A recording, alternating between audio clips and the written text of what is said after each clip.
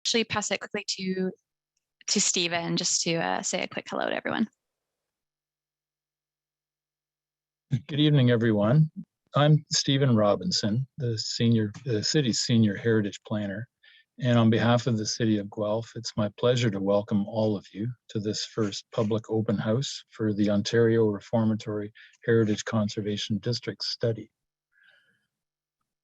The open house presentation will be conducted by members of WSP, the consultant team for the project, and the session's being recorded, and this will be available for viewing after tonight's event. But before I turn things over to WSP, I'd like to begin with a territorial acknowledgement.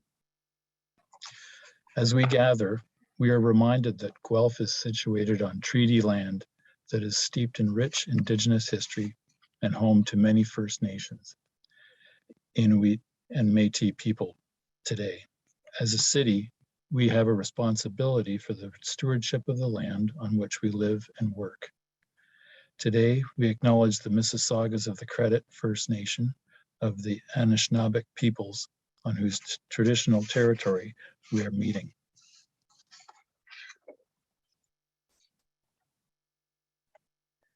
The photo you're viewing now on the screen and on all of your screens, I'm hoping you can see that. It's taken from the north of York Road about 1930. This invaluable image is presented with permission from the archives of the Guelph Civic Museum. I'd like to echo a portion of the Guelph Civic Museum's territorial acknowledgement by stating that Guelph is situated on the Between the Lakes Purchase in Treaty Number 3 territory, and that through the Reformatory District project, we seek to strengthen our relationships with the original peoples of Turtle Island as we move forward together in the search for collective truth and healing. And with that, I will hand things back to Erica Stone of WSP to begin the presentation. Thank you, Stephen. Good evening, everyone. Before we move on to kind of the agenda for the evening, we just wanted to give a quick Zoom how-to for those of you who might not be familiar with Zoom. Cameras will automatically be turned off for this session, but we would like to encourage everyone to use the Q&A chat button to ask any questions that come up throughout the session. You can find that at the bottom of your screen. On the bottom toolbar, there should be a little Q&A icon. And as Justin noted earlier, the session is being recorded. So we'll start off with a quick agenda just to chat about what we'll be talking about this evening. We'll start off with some introductions to the project team, and then we'll move into a project overview. And that's where we'll get into what the project involves, the study area, how the project relates to other city policies, as well as some of the work that we've completed to date. After that, we'll have an opportunity for a bit of a discussion session where we can go through some questions, and then we'll end off with a conclusion and next steps. So I'll start off with some introductions. I'll start by introducing the consultant team and then the city team. I'm going to do my best to posit some of these pictures throughout the slideshow just to add some interest, and hopefully some people find some interest in these photos. So I'll start off with the consultant team. At WSP, we're led by Douglas Yon, the project manager. Douglas is the Director of Indigenous Affairs at WSP. You can see under Douglas, there are kind of three main disciplines that are helping to coordinate the project. We have cultural heritage, which is run by Joel Conrad. He is the cultural heritage lead. You'll hear from Joel shortly on our project overview, and he is supported by Lindsay and Carla. Then we have the planning, landscape, and design discipline led by Allison Lumby. She is the design lead, and she is supported by a range of urban planners, landscape architects, and ecologists at WSP. Finally, we have public engagement led by Sean Bravender. He is a public engagement coordinator, and he is supported by Justin and Cassandra. Moving on to the city project team, you've already briefly heard from Stephen Robinson, who is a senior heritage planner and the project manager at the city. Also at the city, we have Melissa Aldenate. She is the manager of policy planning. Kelly Guthrie and Shelley Reed are both strategic communications advisors, and they'll be supporting the engagement aspects of the project. And we also have Leslie Muniz, who is an intergovernmental advisor, and she'll be focusing on Indigenous relations. And with that, I'm going to quickly pass it to Joel to start off the project overview. Thank you very much, Erica. I appreciate it, and good evening, everybody. Yes, as Erica mentioned, my name is Joel Conrad, and I'm a Senior Cultural Heritage Specialist and Cultural Heritage Lead for Ontario at WSP. Next slide, please. So today we're discussing the Heritage Conservation District at the Ontario Reformatory. So I thought I would start off with the question, what is a Heritage Conservation District? It's a geographically defined area within a municipality that's noted for its distinct heritage character. A Heritage Conservation District, or HCD, is a planning tool that's used for recognizing and protecting areas that are identified as having distinct heritage character. And they're also used for managing and guiding future change within the district. Next slide, please.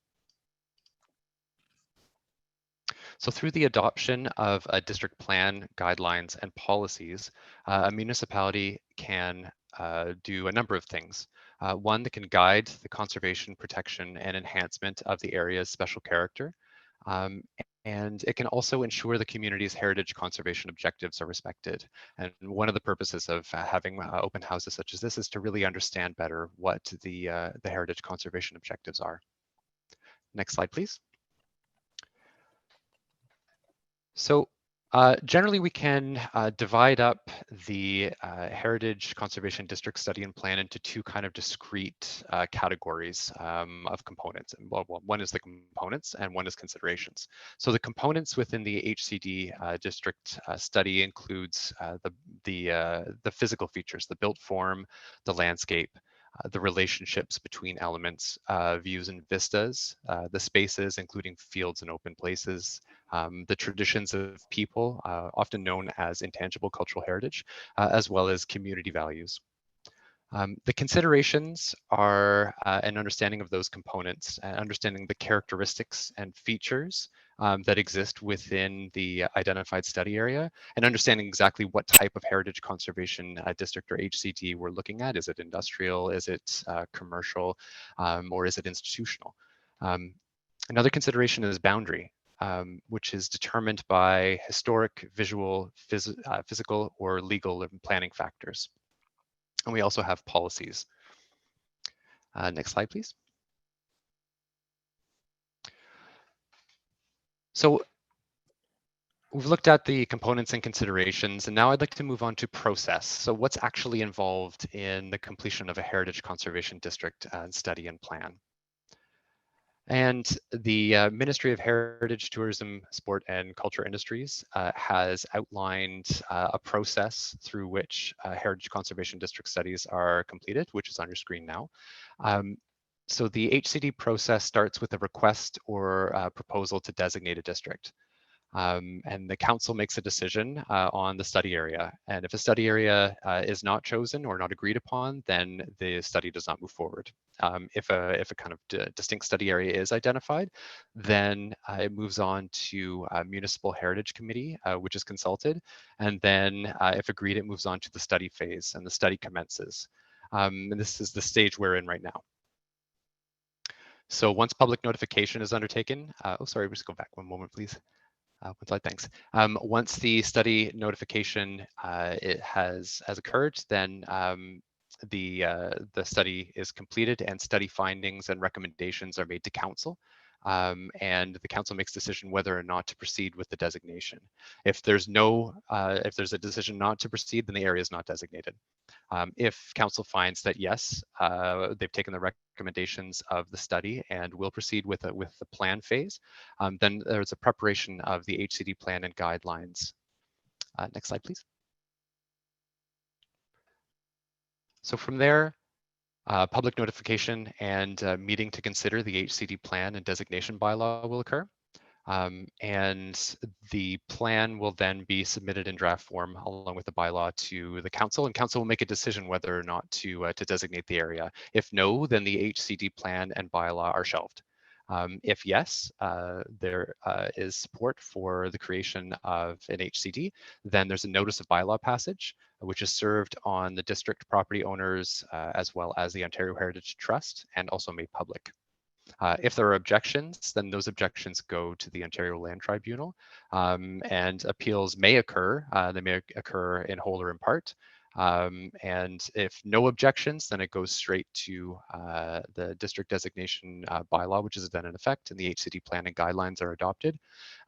If there are appeals, then they can be either amended. There can be amendment to the bylaw and the HCD plan. Next slide, please. So that was the process. So I'd like to focus in now on where we are in the process. And currently, as I indicated on in the last slide, we are in the Hcd study phase. So the Hcd study phase includes a policy review, a historical overview, an inventory and evaluation of cultural heritage resources, value and interest, a character analysis and boundary proposal, as well as recommendations.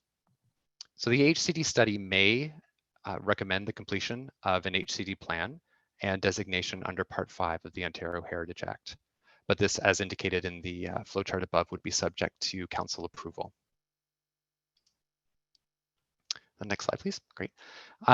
So we've discussed, all the things that are involved within an HCD in a general way over the past few slides. But it's also important to identify exactly, what the project does not include.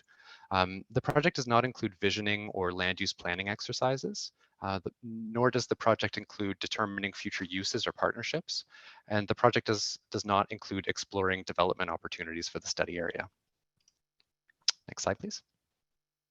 So we've discussed the study area, and I'm sure as many of you are aware of generally of what the study area is.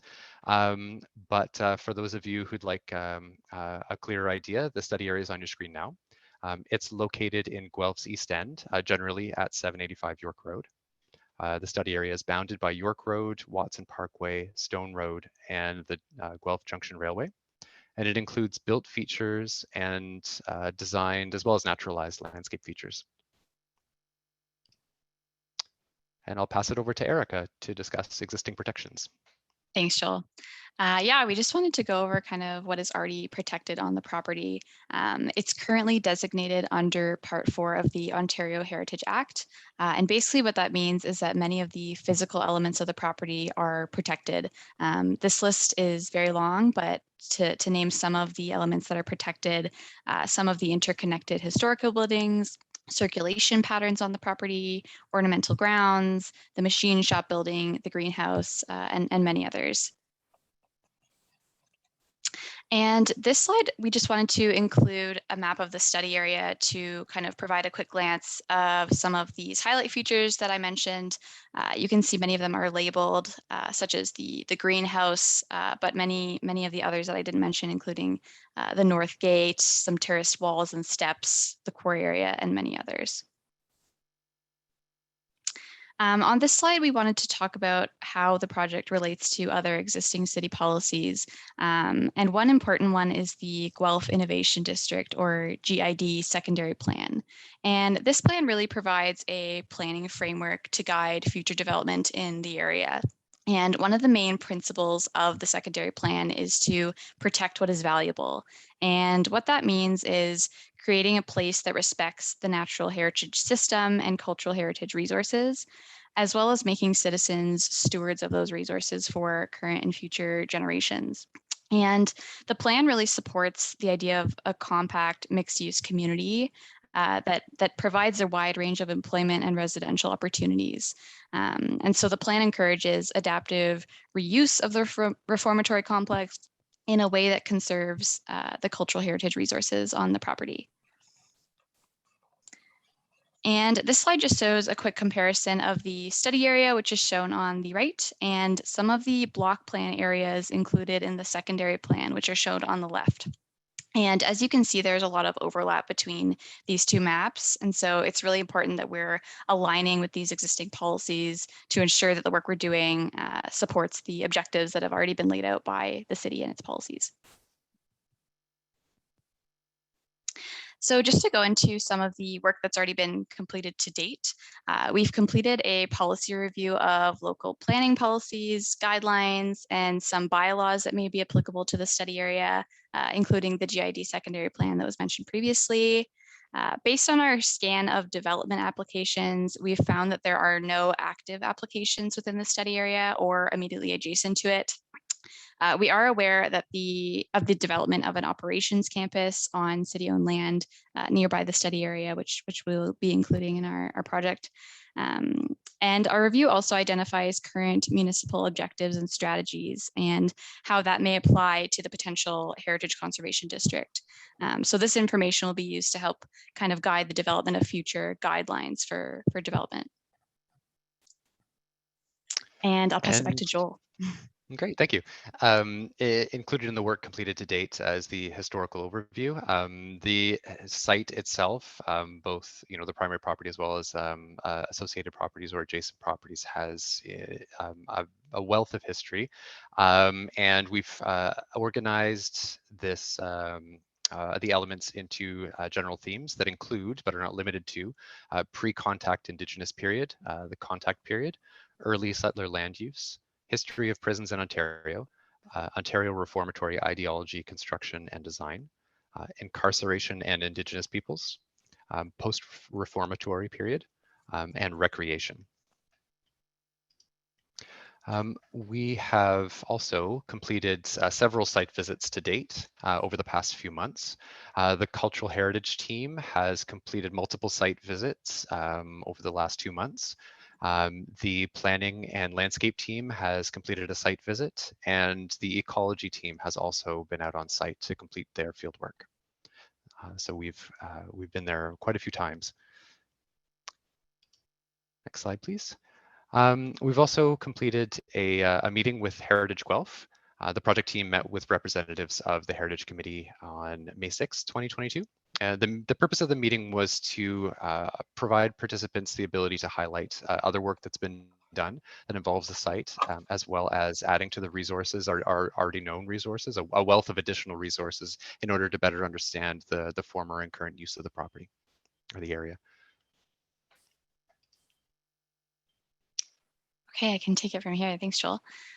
So now we have a bit of an opportunity to go through some of the questions. I'm not sure if any have been posted yet, I can't see, but we're gonna kind of go through some of those questions. We've also posed some questions for the group that we can go through to kind of guide the type of input we're looking for today. Just to emphasize a point that Joel made earlier, this is not necessarily like a visioning exercise where we're looking to talk about what will happen on the future of this site. But really, we're looking to understand how people are currently connecting with the site and what areas hold value to people on this site. So that's the type of input we'll be looking for today. I do want to emphasize too that if people are having any technical issues or they don't feel comfortable providing questions to the group today, there are definitely other opportunities to provide input and other options that we'll go through later in this presentation. So no problem if this isn't the correct format for you. So with that, we do have 4 questions. I think I'll start by kind of going through the first one, and then Justin and I will kind of facilitate a bit of a question and answer period. So the first question is, what aspects of the reformatory lands carry significance to you? And so I'll give people kind of a few minutes just to think about that and provide any comments in the Q&A chat or ask any questions that you have about this question. And if there are any other questions that have already come up, we can definitely go through those as well. So I'll give everyone a couple minutes there.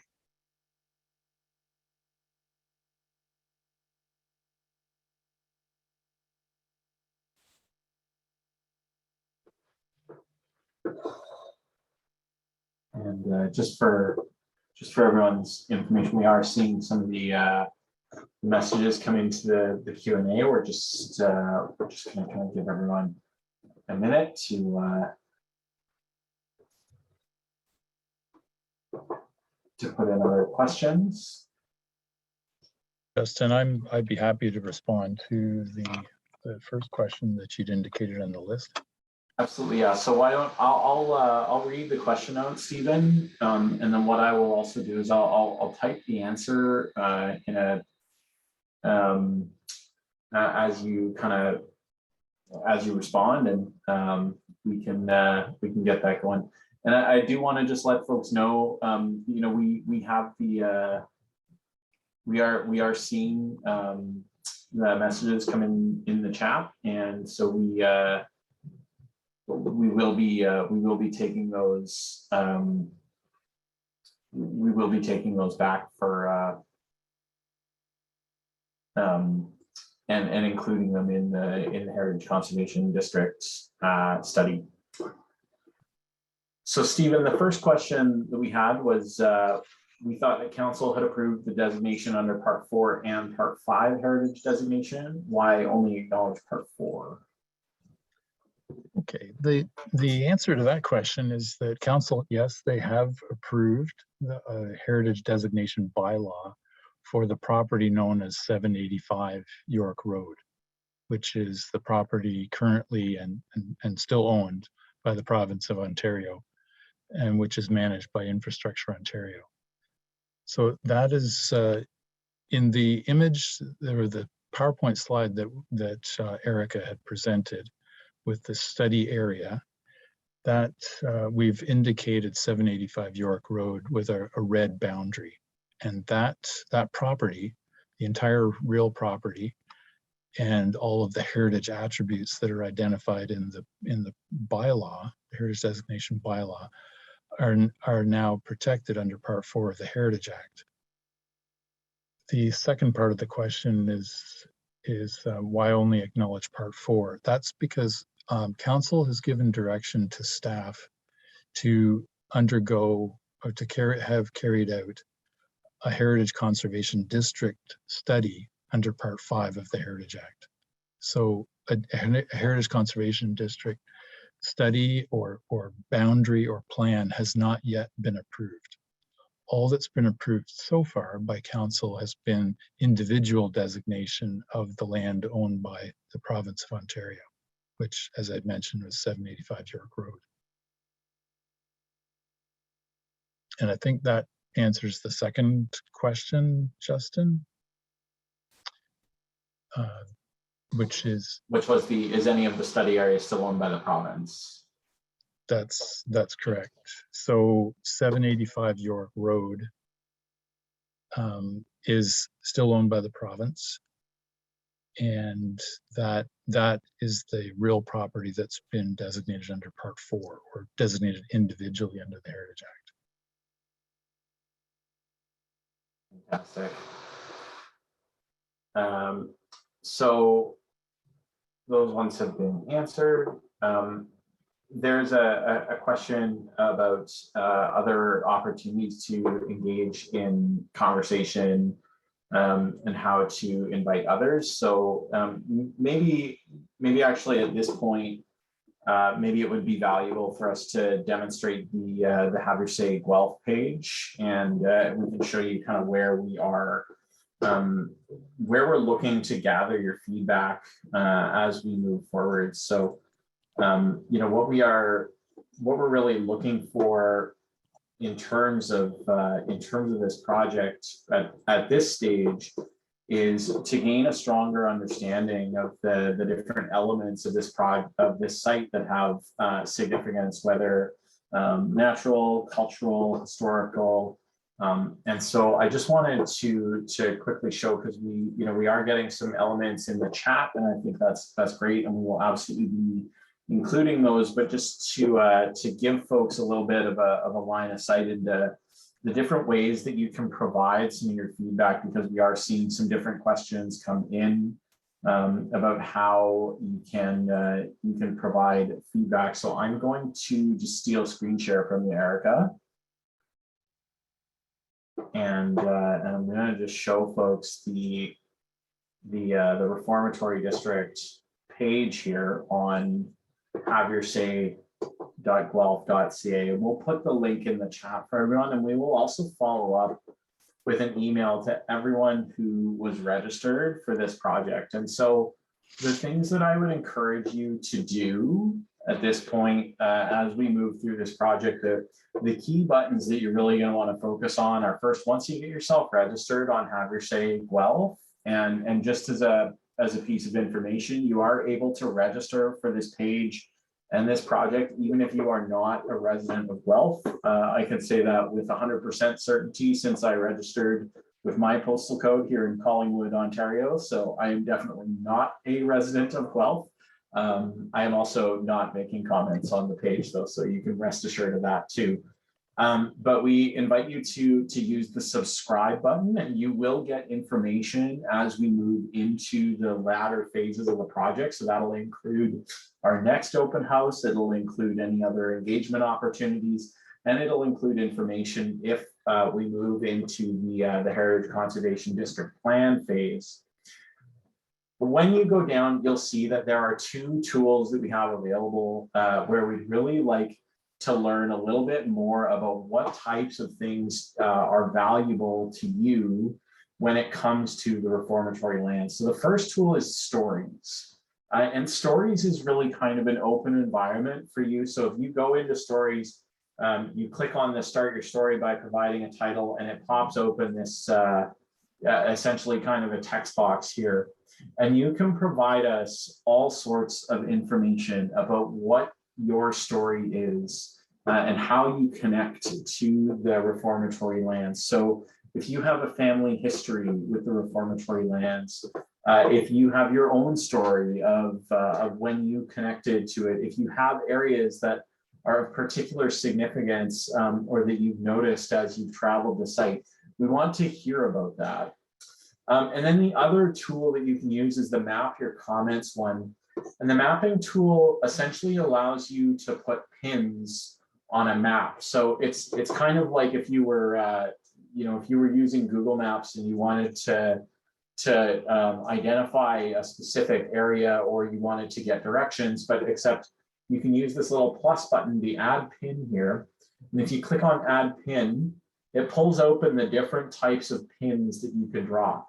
So if there's a particular site that you think has architectural value, you can click on the architectural value button and drag it over and drop it onto the map wherever it is. And then you can add your comment. And if you'd like, you can even add an image. So if you have a photo that you've taken that you'd like to share with the project team, we definitely invite you to share those images with us.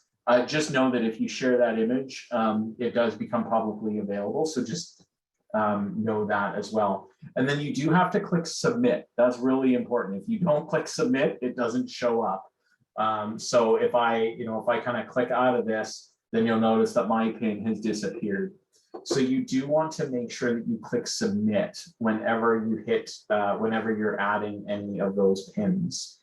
So we invite folks to use the Have Your Say page so that we can have everything in one place, so that when we're assessing the Heritage Conservation District study, when we're delineating the boundaries, when we're identifying the features, we've got everything all in one spot. And so we are definitely going to be using this as our primary way of engaging with the community. Although we do invite you, if you have other elements, particularly if you have stories that you would not like to share publicly, we invite you, we're happy to accept those confidentially, and we will include them in our report in a way that is anonymous and confidential. So if there are aspects of your history and your experience with the reformatory lands that you would prefer not to attach your name to, we definitely are happy to receive those, and we can include those in our study.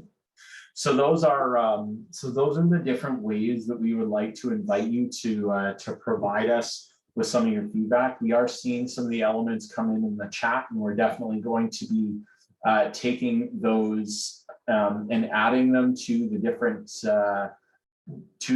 stories, etc. And I'm seeing, oh, sorry, the question there that's coming in is what are those numbers on the map? So that's actually just, if you zoom in, it just shows you how many different pins have already been placed there. So rather than try and show them all, so the more you zoom in, you see they start to disaggregate until you see just the individual pins. So it just groups them together the further out you zoom, so that it doesn't just kind of look like one big blob of pins, essentially, especially when there's a high number. So hopefully that helps. So yeah, you can zoom in, zoom out. you can get really specific in terms of where you would like to drop your pin. And we really just absolutely invite you to participate in that. So we're going to go back to, I'll stop my share and we'll go back to Erica.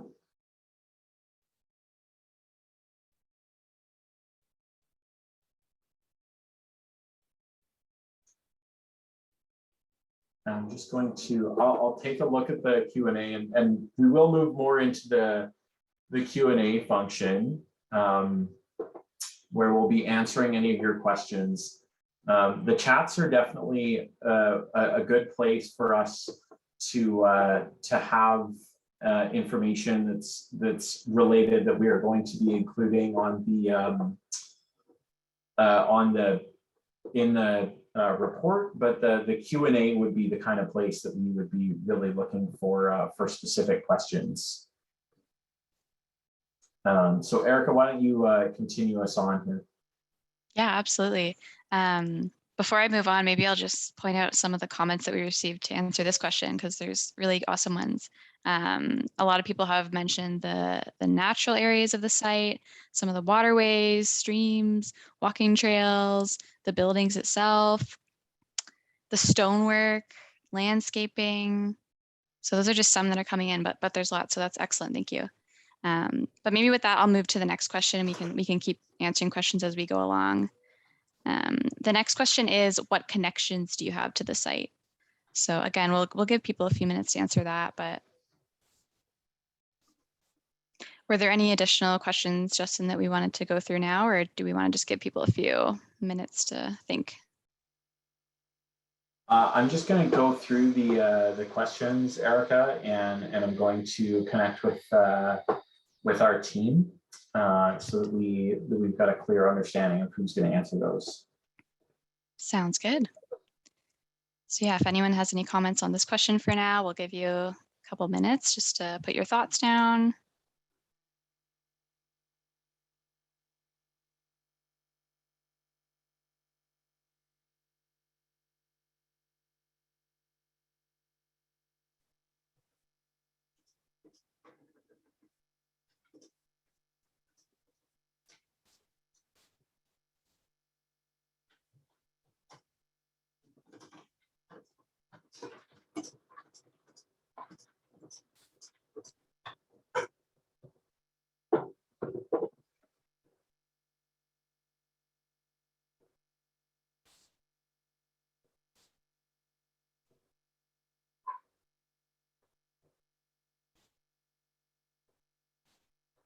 You're muted, Stephen, if you would like to. Yeah. Oh, there we go. Thank you. Yeah, I'd like to respond to as many questions as I can. One of the questions that came up was asking if, and actually, sorry, Justin, can you scroll up one possibly on the screen? Or maybe actually I have to scroll up. I'm sorry. Anyways, the question was whether there may be some direct contact meetings, and the project is putting together what we're calling a community working group, and that's a group that will be representatives from organizations and individuals will be invited to participate in that before our next public open house. I'd like to move on to a question that came in. What happens if the province decides to sell all or part of the site prior to completion of the study? As I had mentioned in the answer to one of the previous questions, the province owns the property known as 785 York Road, but that's the only portion of the property of the study area for this Heritage Conservation District that has been, that is owned by the province. If the province decides to sell that property in its entirety or in part, as I mentioned, the individual heritage designation bylaw is in effect, and in fact, the province requires the purchaser of any or all of that property to enter into a heritage conservation easement agreement as well. involving the conservation of the cultural heritage value of that property.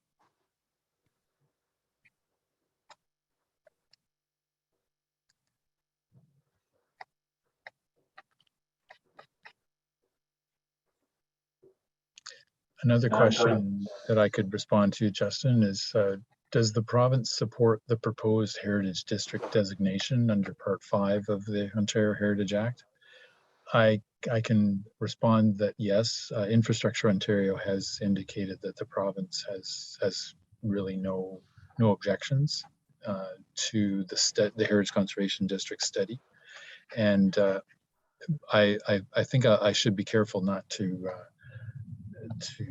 try and say what the province's reaction may be to the proposed plan if we get that far, but we've had all but positive response from the province about Heritage District study.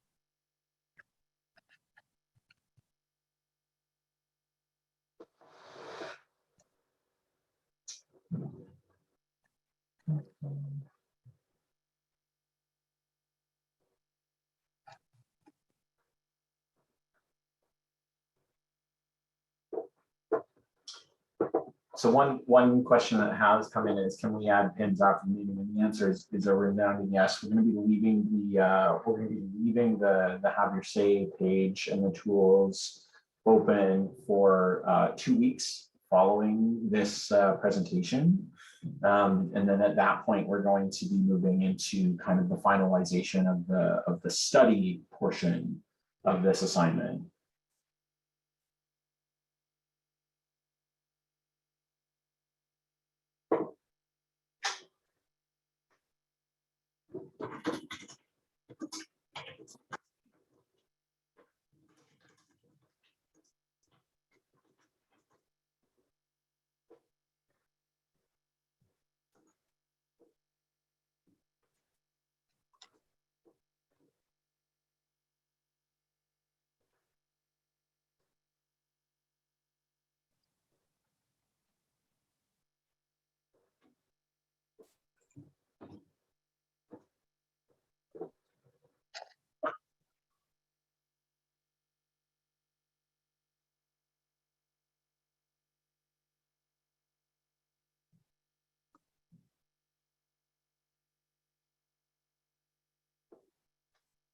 Would you like me to continue to the next question maybe as comments continue to roll in? Would that be a good? Yeah, I think that's good for sure. Perfect. So the third question we have is, what should be considered as we create boundaries for conservation? Again, we'll give people a few minutes to provide some comments or any stories they have.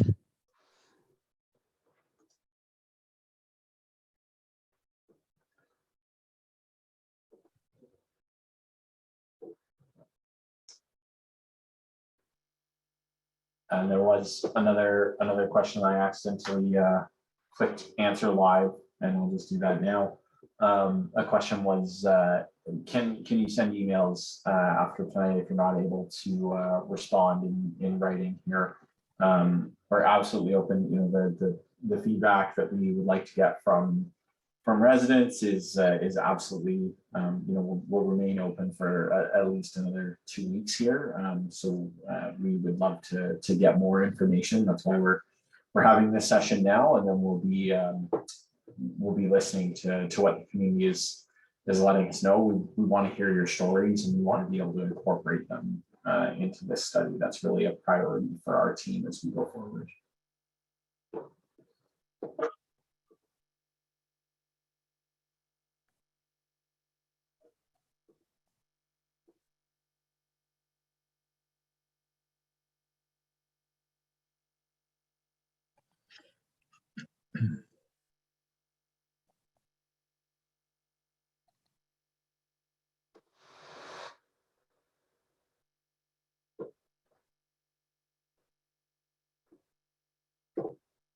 Just going to jump in and address one of the questions to hopefully help clarify something around question 3. One of the questions is, can you explain the question? What should be considered as we create boundaries for conservation? One of the aspects of the Heritage Conservation District study is to identify or delineate a boundary. It's an important aspect. And unlike a Part 4 designation, which is only encompasses the property boundary. A Part 5 designation is often a collection of properties. So delineating a boundary really helps us identify what areas are in and what areas are out. And in essence, it's what areas support the cultural heritage value of the area or collection of properties and which areas don't. So in this question, one of the things that we're really looking for is what are some suggestions around the boundaries of the proposed HCD? I hope that's helpful to clarify.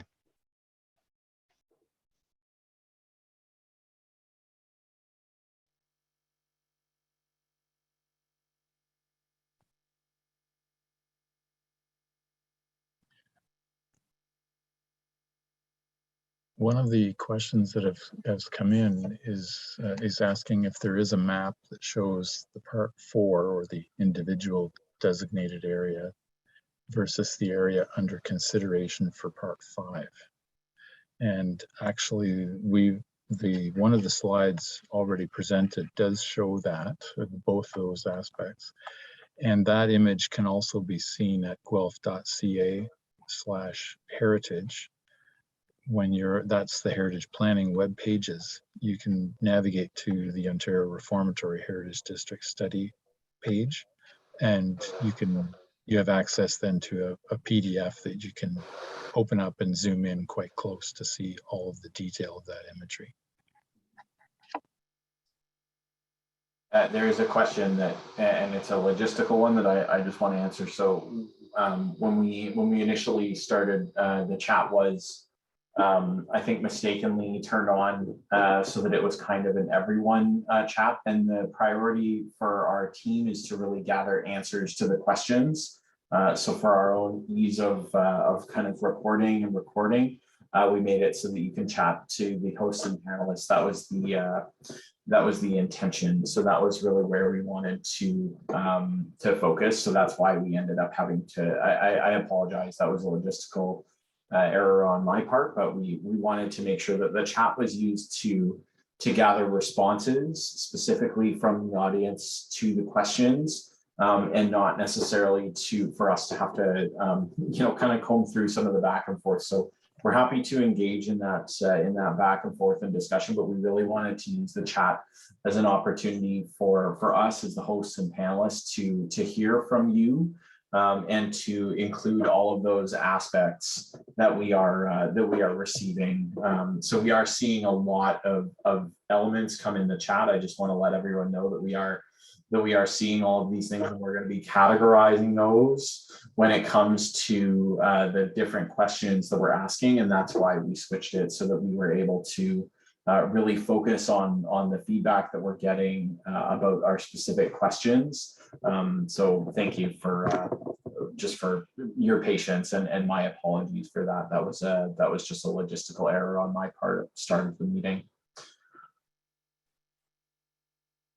Stephen, I think there was a question about the ponds. Yes, there is a question about the ponds. There are so many great questions. I'm just trying to navigate my way through here so I can actually read the question itself. But essentially, the gist of it was, the question was whether the ponds that are on the site, would they be allowed to be filled in? The Part 4 designation, or the individual property designation for 785 York Road, includes within its heritage attributes the large ponds that were created or dug out by with inmate or prison labor in the 1930s. So these features, the large and small ponds, have all been identified as heritage attributes in the designating bylaw. What that means is that the ponds, as they were created and how they've evolved, is seen as a significant part of the cultural heritage landscape, the Ontario Reformatory cultural heritage landscape. The ponds also have been identified by the province in what they feel are significant features in what they've identified as the provincially significant cultural heritage landscape at the Reformatory. Now, it's not an easy question to answer, and it's not really that straightforward, but I think the discussion begins with, very often in heritage conservation, other interests or other well, I guess other expertise, other interests express opinions that may not necessarily be exactly the same as that of heritage planning. In the case of the ponds, environmental planning may be interested to, in some ways, have the ponds return to a more naturalized state.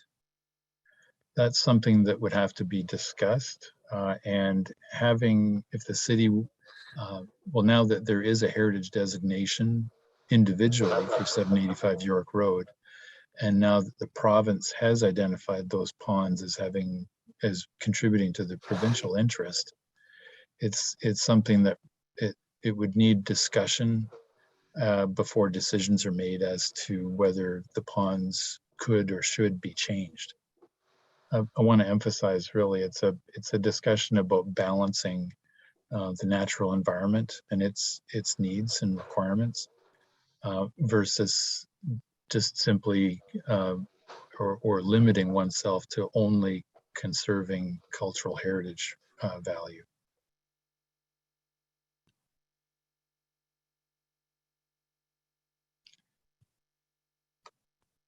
There are a couple of logistical questions here that I just want to respond to really quickly. So one is that there are some folks who are identifying that maybe they've been trying to sign up. The issue with the Engagement HQ platform is not that you're being disallowed because you're outside of Guelph. What is happening is that you're entering in your postal code probably too quickly. So the way that the Engagement HQ platform is kind of strange. So once you start typing in your postal code, wait for the drop-down menu below it to pop up, and then click on the postal code that you are entering. So we do know that the impact of the Ontario Reformatory lands spreads far and wide, and there is no weighting in terms of how their story or feedback will be interpreted or interacted with when it comes to this project. So if you are having folks that are having a challenge registering themselves on the Engagement HQ platform, just let them know, enter the first 3 digits of their postal code, and then wait for the drop-down menu to come, and then select it. So that's the only thing that they have to know. So they are not being disallowed.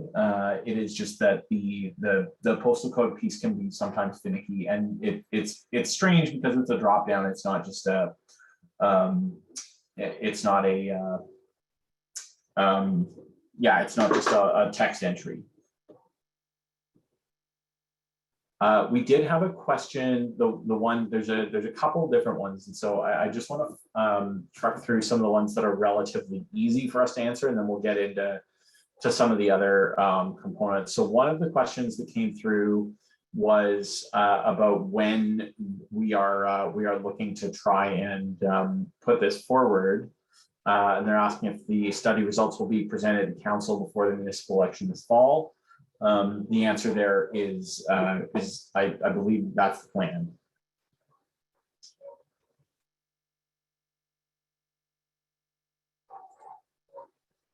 Stephen, I think you were muted, but I saw you nodding. So.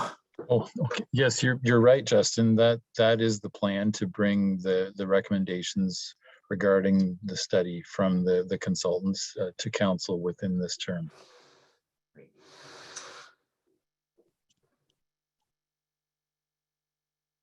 Okay. So, Erica, do you want to move us on to the last question? Yeah, absolutely. So the last question is, what are the values of the site and what areas express those values?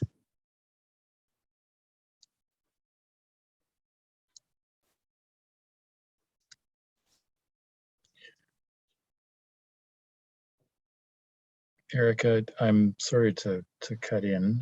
This actually relates to my answer and actually Justin and my answer to the previous question about the timing. The intention to bring the results of the study and the consultant's recommendations would be as soon as possible. Ideally, it would come to council within this term, but that may not actually be possible.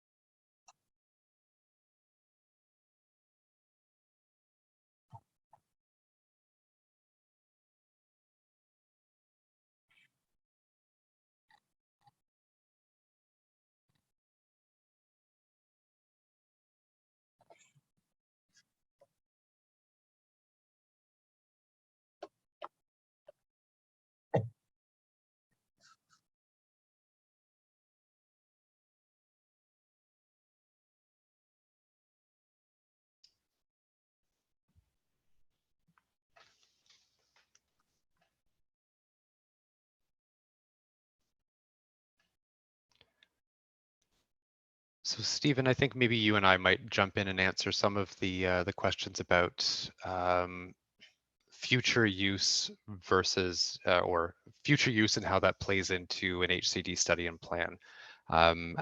So I know there are several questions about future use and how that does or doesn't play into our study. And maybe I'll open it up initially, but maybe then Stephen, maybe you can kind of jump on some of my comments on that. But the purpose, similar to a Part 4 designation, a Part 5 designation, the purpose is to identify cultural heritage attributes and conserve those cultural heritage attributes within the study area. There are, it is true, recommendations or design guidelines that are included within a plan should it be approved. But those design guidelines are not exhaustive and they don't direct future use of the area. So really this is about proactive protection of the heritage value of the study area. Not about planning for future uses or potential uses ongoing into the future. Stephen, do you want to maybe elaborate on that, or are there any kind of aspects you'd like to fill in? Joel, I think that's correct. What you're saying, it's really a heritage district plan, if it were to be in place, would guide the conservation of the heritage attributes of that area in the future.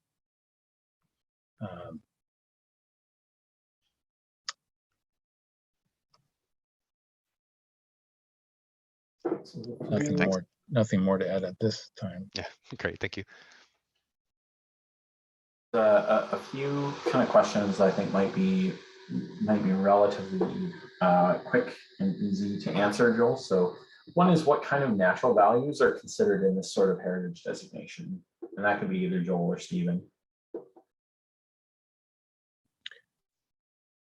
I could start out if you like, Joel, and feel free to jump in. Sure.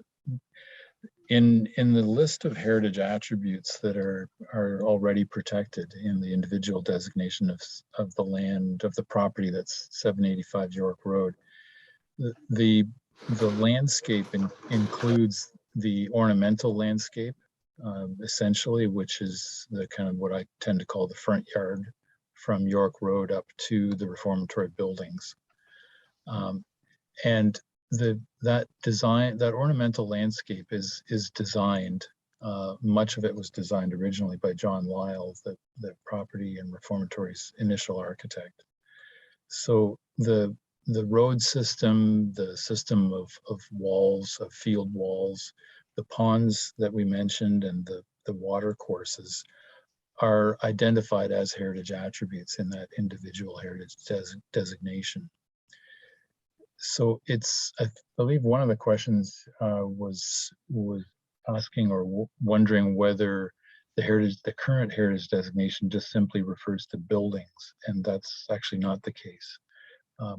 the Ontario Reformatory Cultural Heritage Landscape within 785 York Road involves the man-made landscape that surrounds and is integrated with the groups of buildings.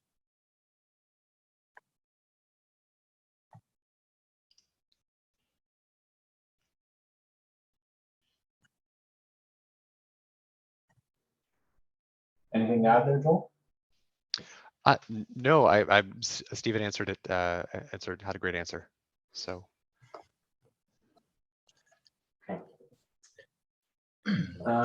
Justin, maybe I could just clarify that we plan to release this Heritage Conservation District study in September but simply as an information report. We can't make the timelines work to get to council before a decision, unfortunately, or at least not to this council. But an information report will be brought as soon as that's ready.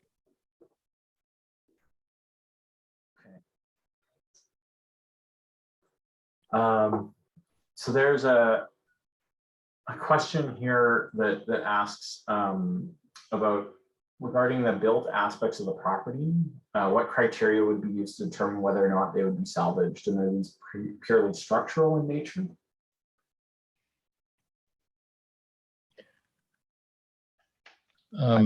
Again, Joel, you go ahead if you're. Yeah, I mean, no, it would not be structural in nature. It would be identification. I mean, obviously the parts that are under Part 4 designation, are already currently protected.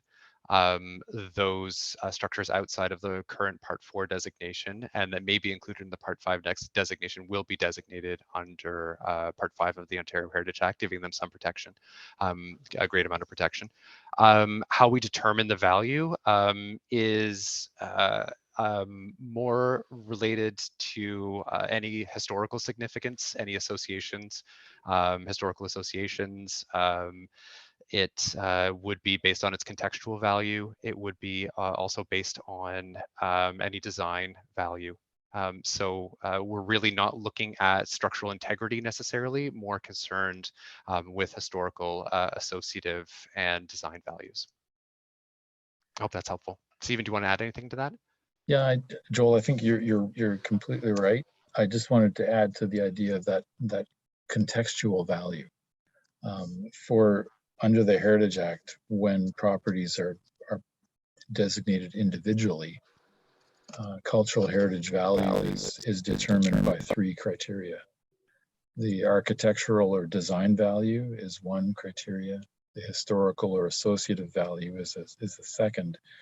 The third criteria, I think, is really important for the Reformatory, because when a building at the Reformatory is very often part of a group or a series of buildings that may have had related, their construction might actually be similar or related, the materials that were used or even the design, but the activities that went on within these buildings were such that they were all really connected, and sometimes literally connected by what we've determined as a narrow gauge railway in between, shunting supplies back and forth.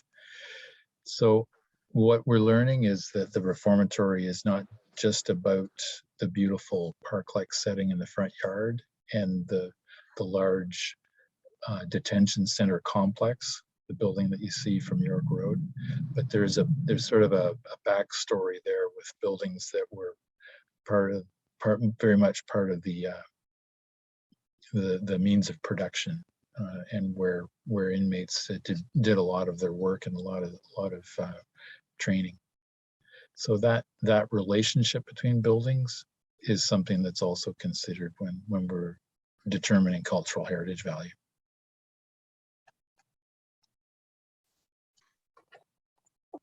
And there was a question that came in that asked how much weight do our stories hold in this study, and I think Stephen really answered that there. A Heritage Conservation District study is about the stories people hold and the connections people have the land, with the site, with the area. And so that is really about, it is definitely a significant part of what we're doing here, which is why we're engaging in this conversation with the community, because we want to hear your stories. We want to know about your connections with this area. And we want to make sure that we are taking a full accounting of what this area means to the residents of Guelph, to the people that have come before, and honoring that as we move forward. If there's the decision to move forward with a plan for a Heritage Conservation District plan, so we really want to. The stories matter in this process, because stories are integral when we're thinking about heritage. And I'd like to actually jump in on that, Justin, because I note a question just came in regarding stories and having to be backed up with historical data, and I mean it is an interplay. The history of the site is something that we will be identifying and recording in order to better understand the property. But one of the balances of heritage and heritage versus history is really that heritage is not just about the past, it's about how we currently interpret the past, how we celebrate it, and how we interact with it.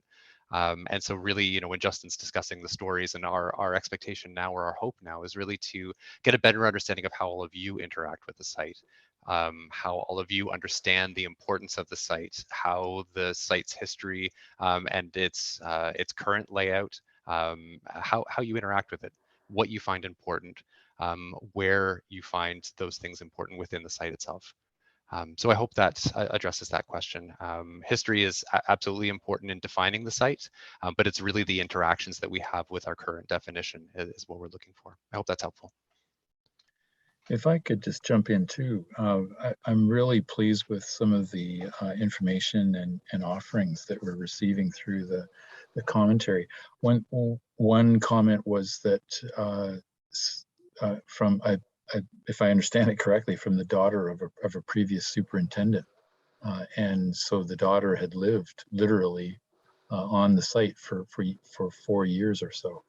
Having that kind of connection for Joel as a historian is fantastic. Other input we've had from individuals in the community, one starts off by saying that he enters the property normally on the river, and his information has been fantastic about his knowledge of well before the Reformatory was there, but that the river and the hunting ground around it was really significant, and also areas where in the Aramasa River that had areas for rice harvesting and the like.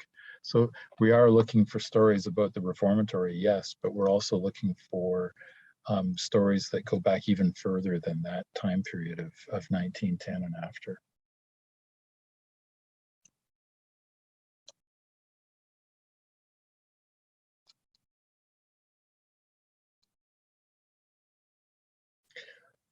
Justin, I'd be happy to respond to the question about or regarding if the province as a landowner.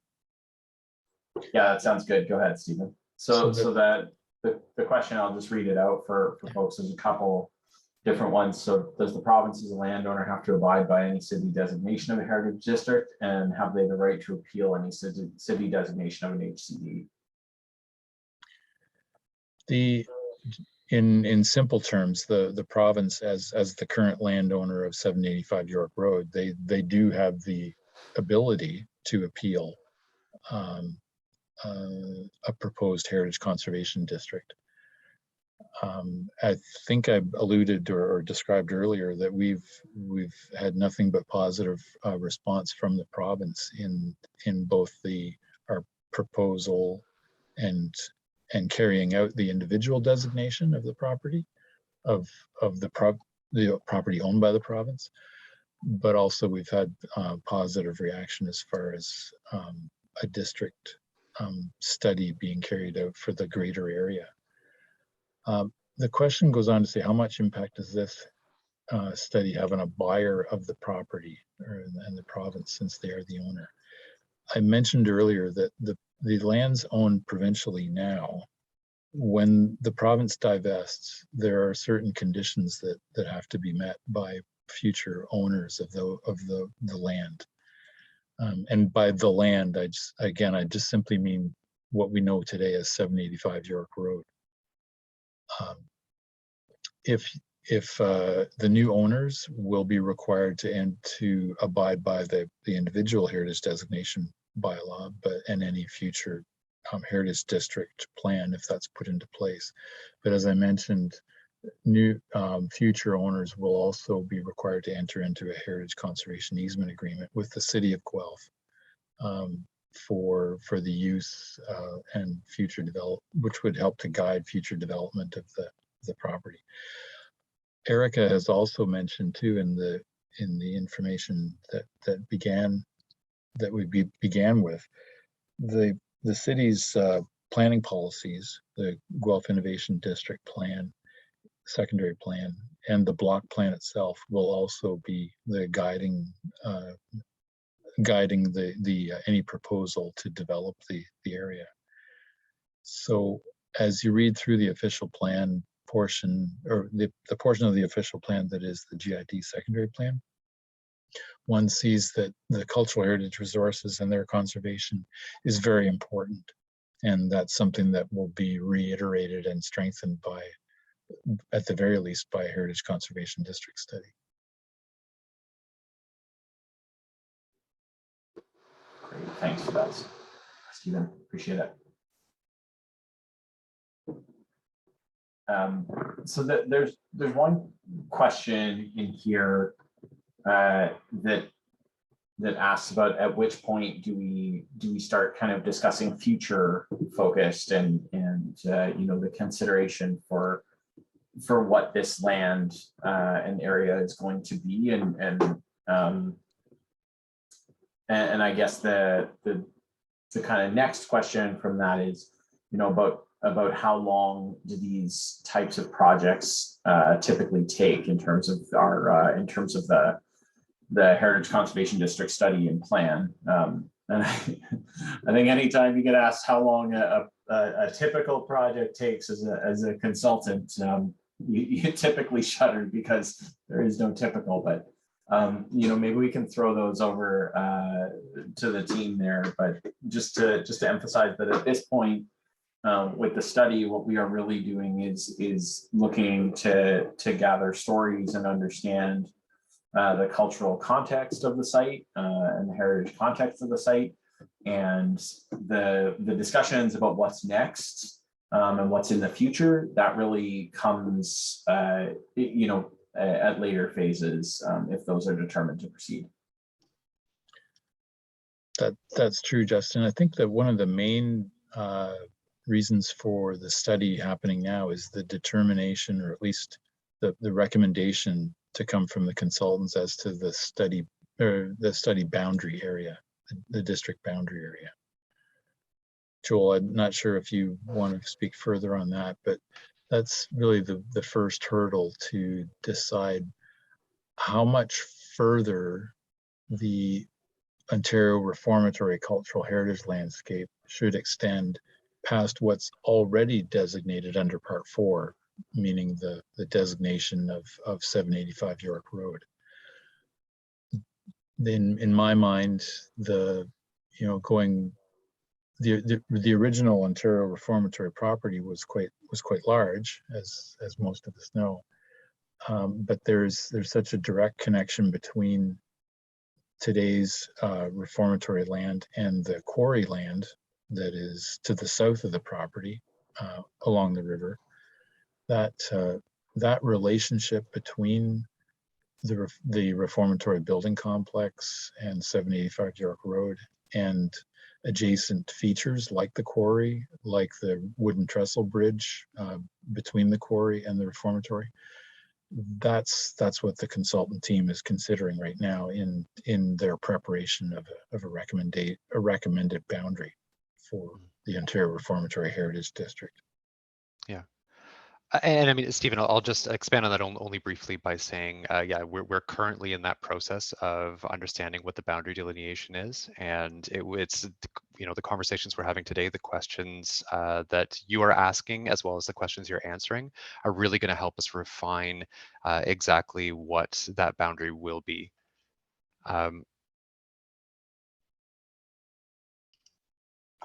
The other thing I did want to say is that you know, this is an interesting area. This is an interesting HCD. It's unique. There are very few institutional heritage conservation district studies undertaken, but I've been really impressed with our interaction with the city, and we're currently on schedule. Just in terms of your scheduling question, we're, you know, it's our understanding on the WSP side that we're working very well with the city and moving things along. So. Hope that's helpful.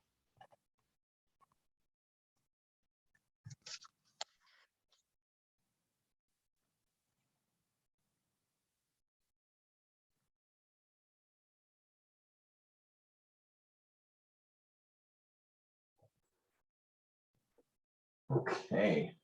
So there's a question about will any of the stories and information gathered at heritage designation process previously be included? So I'm assuming that's referring to the part 4 designation, and then the kind of like concurrent question to that would be, is there a map of the part 4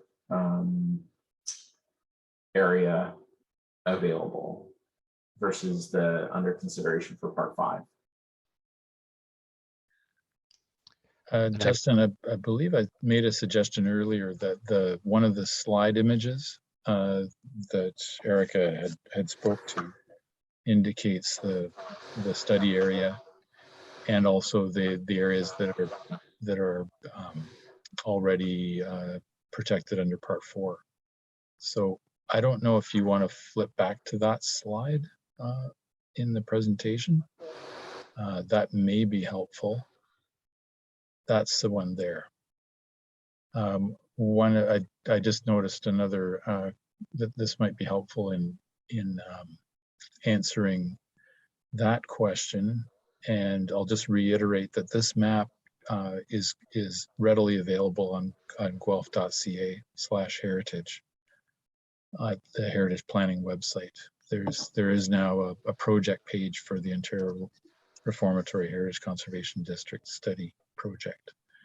So you can click on a PDF of that. One of the other questions that I've noticed here asks, is the Matthews house included in the part 4 designation? And on this map that you see on the screen, item number 4, which you can see toward the top right of the study area, that's the stone farmhouse referred to now as the Matthews farmhouse. It's within 919 York Road, and Council has published its intention to designate that property or the heritage attributes of that property.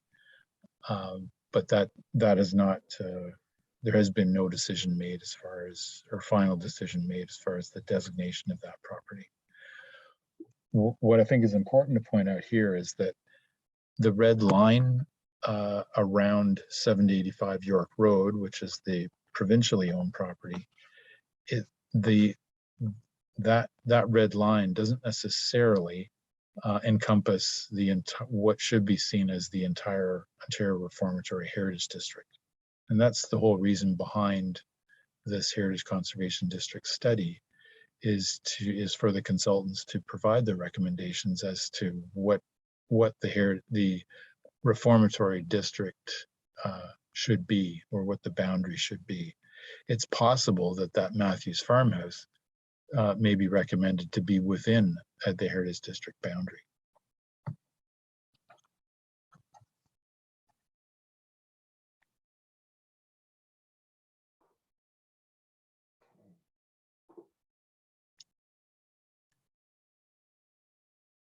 So there's a question here about the 1917 Toronto Suburban Railway line, and if that might be considered within the boundaries. And I think that Justin, I'll start an answer, just to answer simply if what's referred to, if the railway that's being referred to is the Guelph Junction Railway that's seen in this image, that was chosen as the western limit of the Heritage District study area.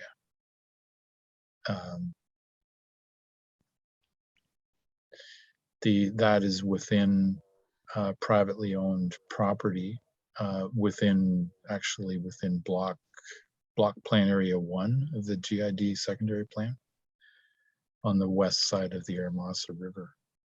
But as the image indicates, it's the east side of that railway line is the western limit of the Heritage District study area.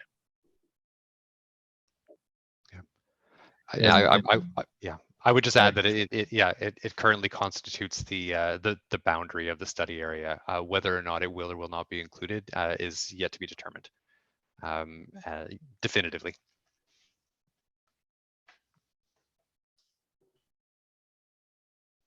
So there's a question about how the project is going to be advertised in terms of the call for information and our request for people to share their studies, and just letting folks know that definitely the project is on the Have Your Say page. It's on the Heritage Guelph page.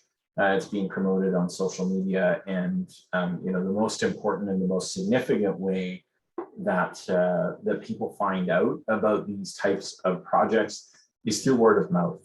So we really invite you to have that conversation with people that have a connection to the site. Share it with your networks. It means so much more coming from a person that they know than it does coming from even a social media account from the city. So we absolutely encourage everyone who's on this call and who's viewing this video to share this project with your network, with your friends, with the people that that have an interest in this property. That is going to be the most significant way that we are going to be able to gather additional stories and additional information about this project. And so we definitely want to hear more from the community.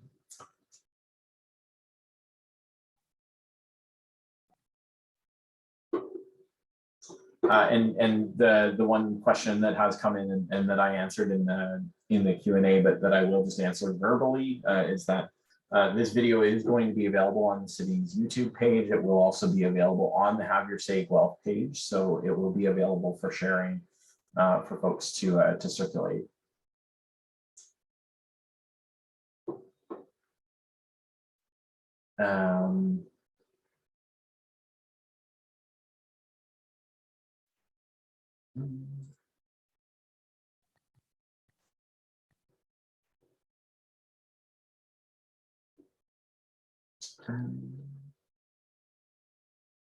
So I think we've answered the question about how the river fits into the study, which I think is identified here on the page. Do we have any other information about how the river is fitting into the study that we'd like to fill in? I think we've kind of largely covered that.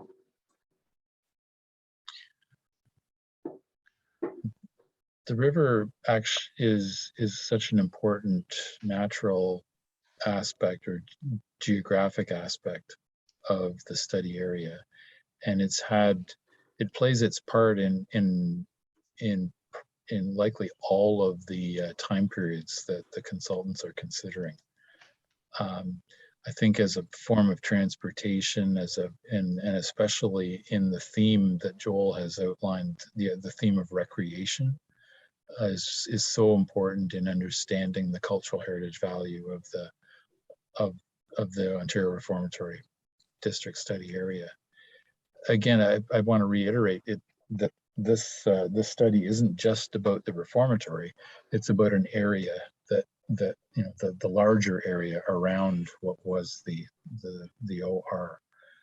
So canoeing, boating, river travel has always been a significant part of life in this part of the land. So Joel, I don't know if you want to expand on that. I want to expand on that only by kind of pulling out a little bit and answering one of the questions about confusion regarding study areas or regarding the existing designated area, without going into too much detail about the distinction between Part 4 and Part 5 designation. But the designated area that we're seeing on our screen, the red line, that is the Part 4 designation that currently exists. The Part 5 designation will comprise of numerous, not just single properties, but other elements, and they can be landscape elements, built elements. They can encompass a whole range of different types of elements that all kind of come together and create some sort of cohesive whole. And that kind of cohesive whole is really what we're studying right now. And so Stephen's response about the river is it indicates really what we're looking at is how does the experience of that designated property, what is its interaction with other natural and built elements in the properties adjacent and around it, including natural features like the river. So really this larger study area is about all these elements and the interplay between all these elements and understanding what the value is. I hope that's somewhat helpful.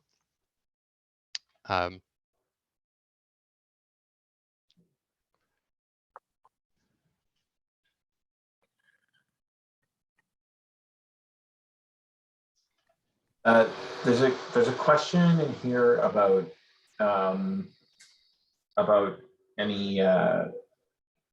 any opportunity to. There's a couple different questions about the boundary and about the idea of maybe expanding the boundary and the opportunities that may exist to add more heritage land beside the ones that are not already identified, and bumping it out to include the McQuillan's Bridge. Those are the kind of questions I just wanted to put to Joel and Stephen. I could start off if the question is whether the study area could expand to include McQuillan's Bridge. It actually does. It may not be easy to see in this image, but in number 14 on the list of highlight features is the concrete bowstring bridge on Stone Road that's known as McQuillan's Bridge. It is already protected under its own individual designation bylaw, but being built in 1916, really in the early days of the Reformatory's construction, and I mean, it's not impossible to surmise that there might have even been some labor provided to build the bridge. That's just conjecture, though. I guess it's important to say that bridge was constructed on the Aramasa River at the edge of the Reformatory lands at a time when the Reformatory was being constructed. So there could, the study may come up with connections between. So that's why that bridge in that area was actually included already within the study area. I don't want to speak for Joel, but because really it's up to the consultants to make their recommendation as to the boundary, whether the boundary should be as it's presented in this image, or whether it should be smaller or larger. It's really up to the consultants, but I believe that public input is important, is an important aspect that the project would be listening to as far as suggestions. Absolutely, Stephen. I'll just echo that sentiment. And, this is one of the reasons that we focused an entire question on it, because boundary delineation is an absolutely important and essential part of the process. And we really want to get a sense of the community as to what areas should be included and what areas are perceived to contribute to the landscape as a whole.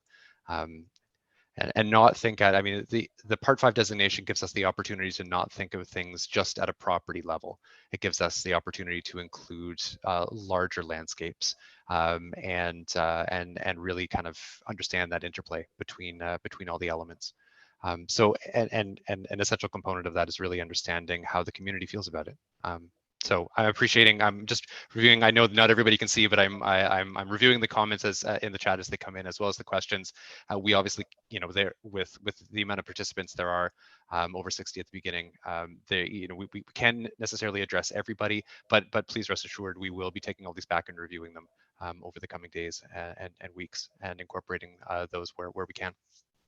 Yeah, and I was just about to say, Stephen, I think based on where we're at in terms of time for this evening, what we are going to do is take the remaining questions that are in the chat back and or in the Q&A back, and we will post responses on the Have Your Say Guelph page, and we'll also send an email to attendees of this webinar, so that that we did respond to your questions. There's a question here that I can answer. Can a video be sent to the story section on Have Your Say? It does not currently support videos, but if you want to, if you record a video and post it on YouTube or another video sharing service, please feel free to send it to the project team. That way, we're happy to accept it in that way, and try and share it out in that way. So maybe we can close off with kind of just going back to the presentation. We know that we didn't get to all of your questions, and we apologize for that. We did see obviously a fairly significant number of questions come in, and we'll absolutely be looking at responding to as many of all of those questions as possible. And so we'll be going over to Erica here to wrap us up. So please, if you have any other questions, feel free to submit them either now or after the meeting. You'll get a post-attendee email, and feel free to respond to that with any additional questions. Awesome. Thanks, Justin. So again, as promised, we did just want to highlight some additional options to provide input. I'll just glance quickly through these because Justin was able to already provide a quick demo during the discussion period, but just to reiterate, please do go to the Have Your Say page and share any stories that you have that you're willing to provide, as well as post any pins on the map that is on the Have Your Say page as well. In terms of additional opportunities, as Justin mentioned, please subscribe to the Have Your Say page to receive project updates and learn about more ways to stay involved. You're of course welcome to reach out to a member of the project team, and we will have an email on the next slide for you. And we will be hosting another public open house later in the summer. So hopefully most of you are able to attend that and continue to providing your input. Just a couple slides on kind of concluding everything and providing you with some next steps for the project. In terms of what we'll be working on over the next coming months, we'll be engaging with some Indigenous nations as well as the Heritage Guelph Committee, and we'll be getting a community working group together to grab some input from some key stakeholders. And we will also be completing our built heritage inventory, character analysis, and landscape features inventory. And so with that, we just wanted to say thank you so much for attending this open house tonight. We really do appreciate and value all of the input that everyone was able to provide to us, and we look forward to continuing to connect with continuing to connect with all of you throughout the project. So I think we'll leave it there. I'll leave this slide up if anyone needs to grab any of the email information, but otherwise I hope everyone enjoys the rest of their evening. Thank you again. Everyone, on just behalf of myself and the entire project team, just thank you for all your feedback, for all your input, and for the generosity you've shown us with your time. Have a great night.